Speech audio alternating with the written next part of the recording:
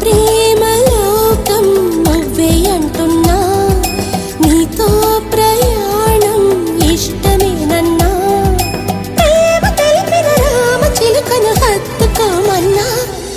చెప్పాలనుంది చిన్న మాటైనా, ఆగనంది దాగనంది లోలోన, ఇన్నాళ్ళ నుండి ఉన్న మాటైనా, ఇప్పుడేగా చెప్పమంది ప్రేమైనా.